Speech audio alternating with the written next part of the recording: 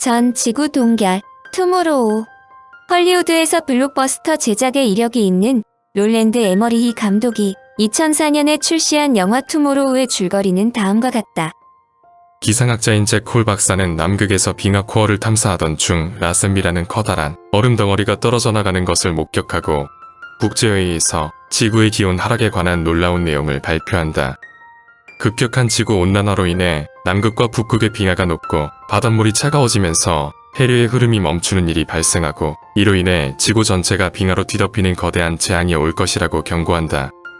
홀 박사가 해양 온도가 13도나 떨어졌다는 소식을 듣게 되고 슈퍼컴퓨터로 기후 예측 모델을 추정하자 6주 안에 상상을 불허하는 엄청난 기상이변이 불어닥치며 곧바로 빙하기에 접어든다는 결론을 얻는다. 아들 샘을 찾기 위해 뉴욕으로 향하는 도중 홀 박사는 고기압 태풍의 중심부와 만난다. 태풍의 중심에 놓인 뉴욕 맨해튼의 건물들은 꼭대기에서부터 순식간에 바닥까지 얼어붙지만 다행히도 샘은 도서관으로 피신하여 장소들을 태우면서 살아남는다. 아들을 구조한 홀 박사는 멕시코의 미 난민촌으로 남아하는데 헬기에서 바라본 뉴욕은 그야말로 얼음의 도시다. 또한 우주에 떠있는 국제우주정거장에서 내려다본 지구 북반부는 온통 얼음으로 뒤덮여 있다. 영화 투모로우는 지구온난화가 초래할 기상이변의 시나리오를 매우 생생하게 묘사하면서 그 과정에서 제기될 수 있는 여러 가지 과학적 가능성들을 과감하게 던져놓았다. 미국 작가 위틀리 스트리버가 2001년 출판한 글로벌 슈퍼스톰을 모본으로 삼았을 것으로 추정하지만 영화는 매우 날카로운 질문을 던지고 있다. 이를테면 왜 수면 상승이 아니라 빙하기의 도래인가? 또 국지적으로 기온이 영하 수십 도로 급강하는 현상이 과연 가능한가? 지구상의 얼음은 90%가 남극에 모여 있다는데 과연 북극해의 유빙들이 녹는다고? 그 정도의 급격한 기상이변이 일어날 수 있는가 등이다. 1994년에 출시된 워터월드에서는 노아의 홍수와 같은 전 지구가 물에 덮인다. 그러나 이보다 10년 후에 출시된 투모로우는 이와는 달리 지구가 물로 덮이는 것이 아니라 대빙하기가 닥친다. 그런데 대빙하기는 지구의 북반구 일부에만 찾아오며 위도가 낮은 곳은 빙하가 오지 않는다. 표층 해수의 움직임. 바다속과 마찬가지로 대양에 대해서는 아직 인간의 지식이 일천한데 이 분야의 선구자는 대체로 난센을 꼽는다. 난센은 1861년 노르웨이의 크리스티아니아에서 태어났으며 극지 탐험가로 유명하지만 외교가로도 명망을 갖고 있다. 난민 신분증명서인 난센 여권을 창안해 동유럽에서 방랑하는 러시아 난민의 귀환을 도와주어 1922년 노벨 평화상을 수상했다. 난센은 해양 동물을 채취하기 위해 1882년 포경선을 타고 탐사에 나선 후 1888년 5명의 동료와 함께 썰매를 타고 당시 불가능으로 알려진 그린란드 횡단에 성공하여 명성을 얻었다. 난센은 특히 북극이 큰 대양으로 되어 있다는 것을 처음으로 밝혔다. 여러 탐험에 성공하자 그는 실로 대담한 계획을 세운다. 배를 빙하에 얼어붙게 한 후 해류와 빙하의 움직임에 따라 함께 움직여가면서 북극에 도달하겠다는 것이다. 이 용도로 제작된 배가 유명한 프라모이다. 선체를 둥글게 하여 얼음의 압력이 가해지더라도 선체가 위로 들려지도록 만들어진 특수한 배이다. 남극점에 도달한 아문젠을 남극 로스해의 웨일스만까지 태워준 배도 프라모였다. 난센의 야심찬 프로젝트에 의해 1893년부터 프라모는 얼음에 고의적으로 갇힌 상태에서 1년 9개월 만인 1895년 3월 북위 81도 4분의 지점까지 전진했다. 더 이상 북극으로의 전진이 어렵자 그는 요한센만 대동한 채 배에서 내려 개가 끄는 썰매와 카약을 갈아타며 사상 처음으로 북극점을 향해 달렸다. 4개월에 걸친 혈투로 당시 인간이 도달한 가장 북쪽 지점인 86도 14분까지 전진했으나 더 이상 북상이 불가능하여 결국 발길을 돌렸다. 북극 정복에는 실패했지만 두 사람의 북상 기록은 당시로서는 최고의 기록이므로 난센은 노르웨이의 영웅이 되었다. 탐험가로서 유명하지만 난센은 과학사에서 매우 중요하게 다뤄지는데 그것은 프라모가 얼음에 갇혀 표류하고 있는 동안 표류 방향 즉 해류의 방향과 바람의 방향을 관측하여 해류에 관한 중요 정보를 제공했기 때문이다. 그의 측정에 의하면 해류의 방향은 바람의 방향에 비해 항상 우측으로 20도에서 40도 사이로 어긋나 있었다. 이것은 지구의 자전 때문으로 추후 에크먼 박사에 의해 에크만 나선 또는 에크만 수송으로 공식화된다. 이 이론에 따라 바람의 효과와 지구 자전의 효과가 결합되어 바람부는 방향과 평균 90도의 방향으로 표층의 해수가 이동한다는 것이다. 1835년 지상에 있는 유체의 운동에 대한 지구의 자전 효과를 처음 밝힌 프랑스의 과학자 코리올리의 이름을 따 코리올리 효과라 부른다. 위도의 바다에 물의 업덕이 생기면서 대기 내에서 발생하는 고기압과 저기압에 유사한 상황이 만들어진다. 물이 많이 쌓여 해수면이 높아진 곳에서 그 주위의 낮은 곳으로 물이 흘러가려는 중력의 힘이 작용한다. 여기에 코리올리 효과가 합세하여 바닷물은 90도 어긋난 방향으로 이동하면서 하나의 거대한 순환류를 만들어낸다. 순환류의 가장 중요한 역할은 위도를 가로지르며 해수를 섞는 것이다.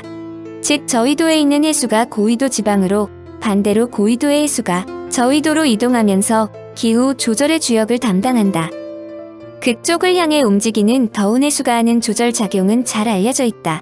더운 멕시코 만류의 연장인 북대서양해류는 영국과 서부 유럽의 많은 지역의 겨울철 기온을 그 위도에서 예상되는 온도보다 훨씬 더 높게 유지시켜준다.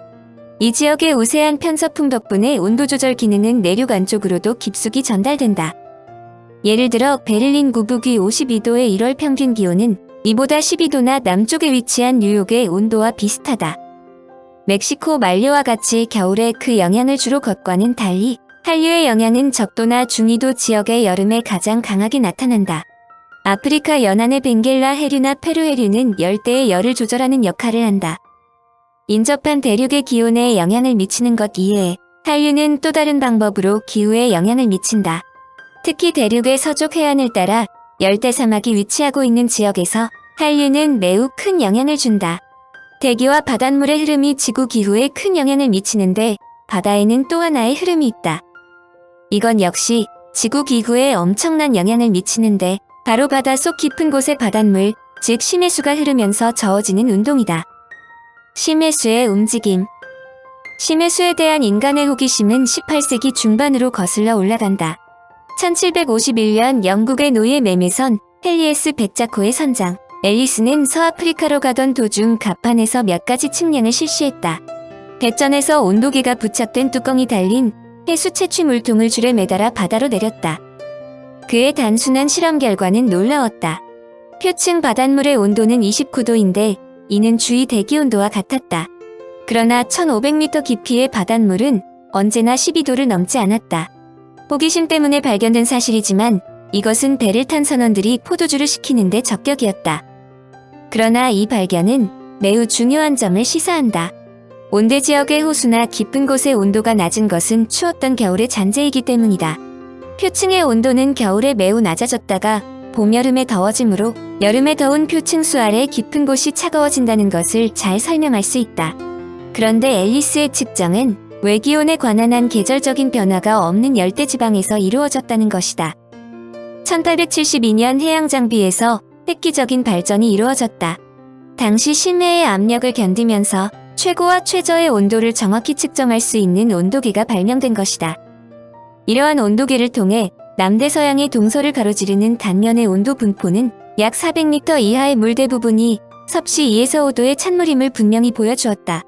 또한 가장 낮은 온도를 보이는 해수는 남극 주변 바다와 직접 인접한 해역에서 관측되면서 깊은 바다의 찬물이 남극해에 그 기원을 두고 있다고 파악했다. 바다 연구는 계속되어 대서양 태평양 및 인도양을 남북으로 가로지르는 단면에서의 염분과 온도의 분포도 알려지기 시작했다. 이런 분포의 특징 중 하나는 혀 모양의 염부 분포가 보인다는 것이다. 대서양의 경우 염여가 해수 표면으로 연결되어 있는 지역이 표층 해수가 가라앉아 심해수를 만드는 것이다. 그리고 이곳에서 가라앉아 만들어진 심해수가 이동하면서 염어를 만들어내는 것도 발견되었다. 더구나 놀라운 것은 깊은 바다로 표층수가 가라앉는 일이 아무 데서나 일어나는 것이 아니라는 점이다.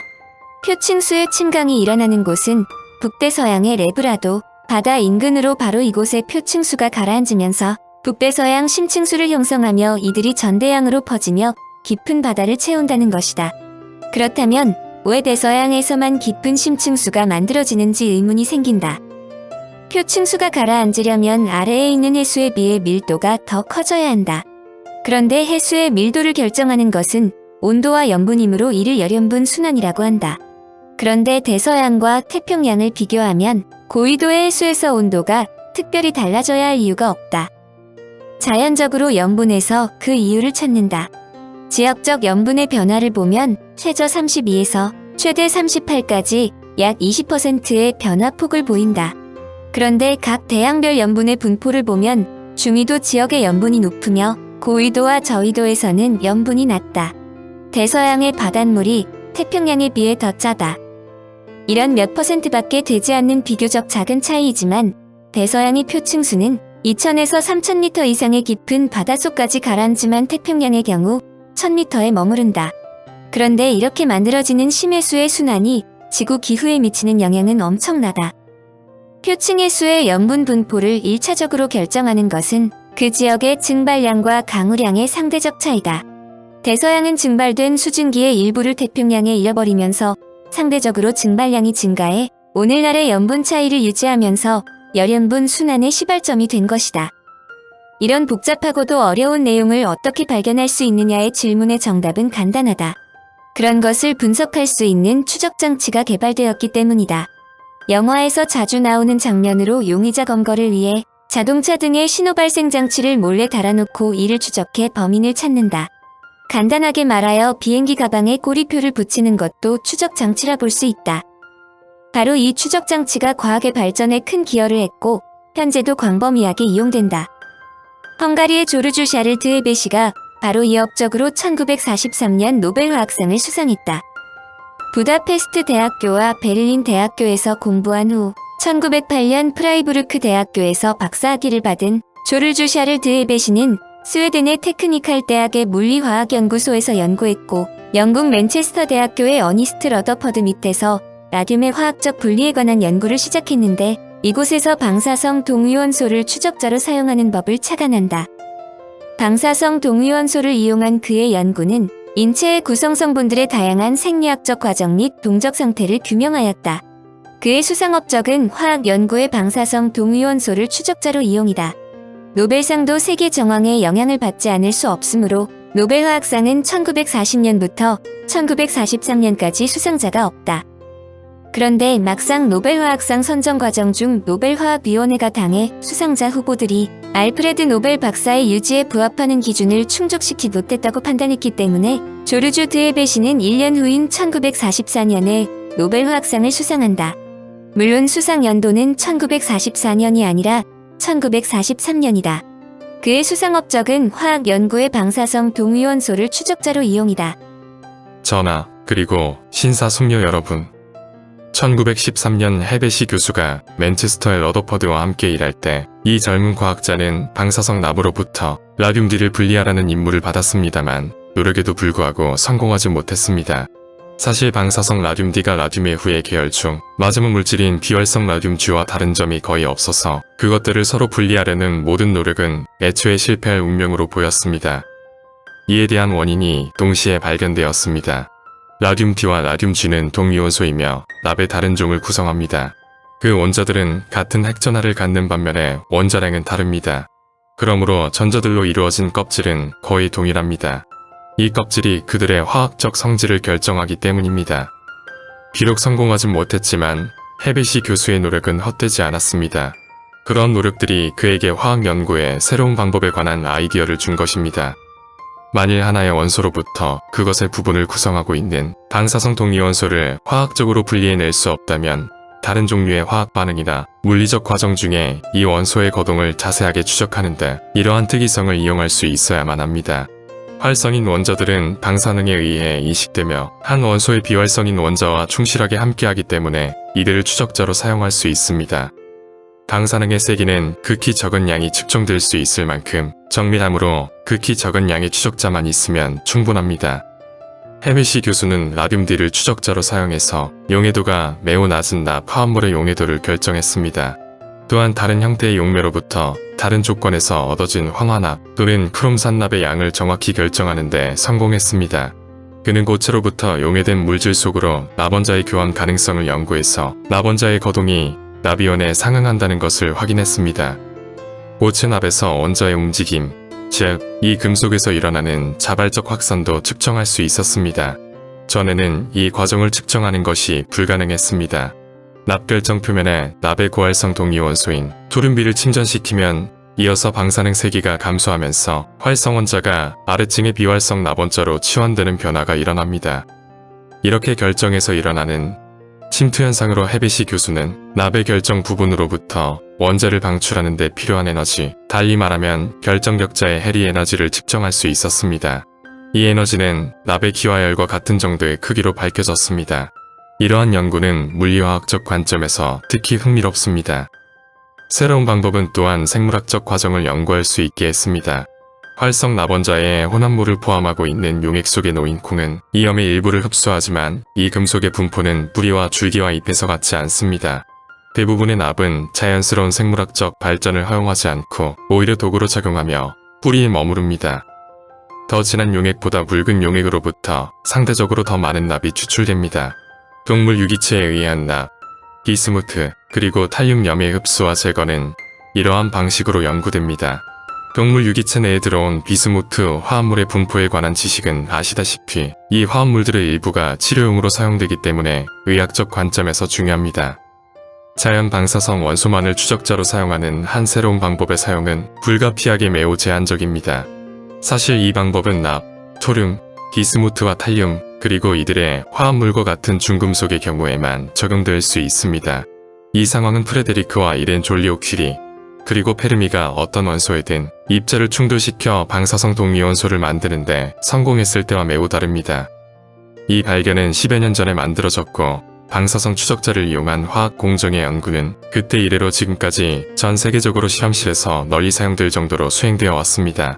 해비시 교수는 이 새로운 분야의 연구에서 선구자로 남아 있었고 가장 중요한 많은 연구가 그와 동료들에 의해 수행되었습니다.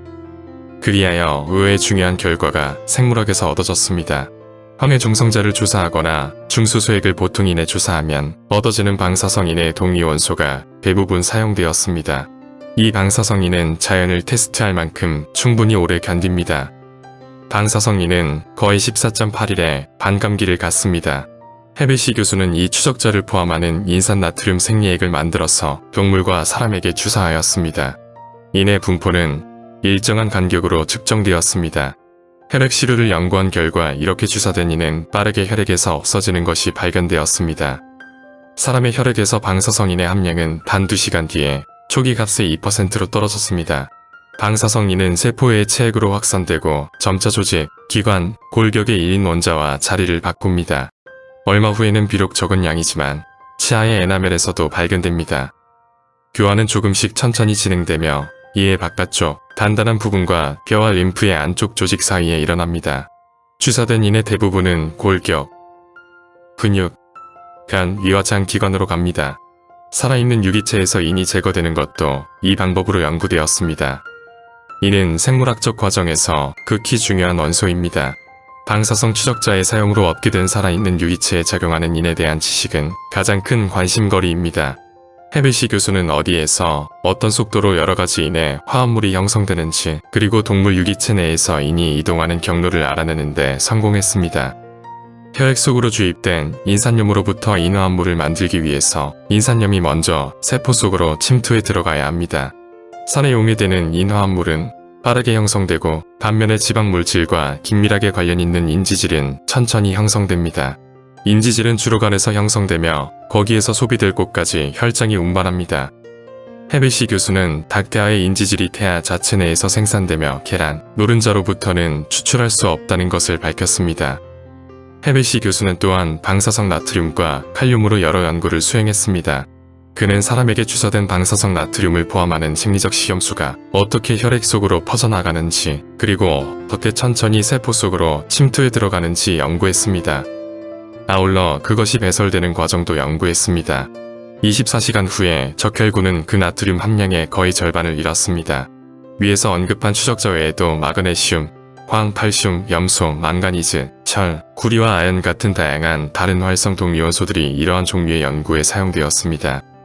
더 가벼운 원소는 원자량 2인 중수소, 원자량 15인 질소, 원자량 18인 산소와 같은 비활성 동위원소를 사용하는 것도 가능했습니다. 물론 활성 추적자보다는 비활성 추적자의 함량을 측정하는 것이 다소 어렵지만 밀도 측정이나 질량 분석으로 가능합니다. 보통 수소보다 2배 무거운 중양성자 또는 중수소의 농도를 측정하는 것은 상대적으로 쉽습니다. 그 에베시 교수는 많은 실험에서 중양성자를 추적자로 사용하였습니다. 그리하여 중수소를 포함하는 물을 마신 사람은 불과 26분 뒤에 소변으로 중양성자를 배설한다는 것을 알게 되었습니다. 중양성자를 포함한 물에서 헤엄치는 개구리와 물고기는 그것을 흡수하여 약 4시간 뒤에는 중양성자에 관한 한 매질과 평형을 이룹니다. 중질소와 중산소 또한 많은 연구에 사용되었습니다.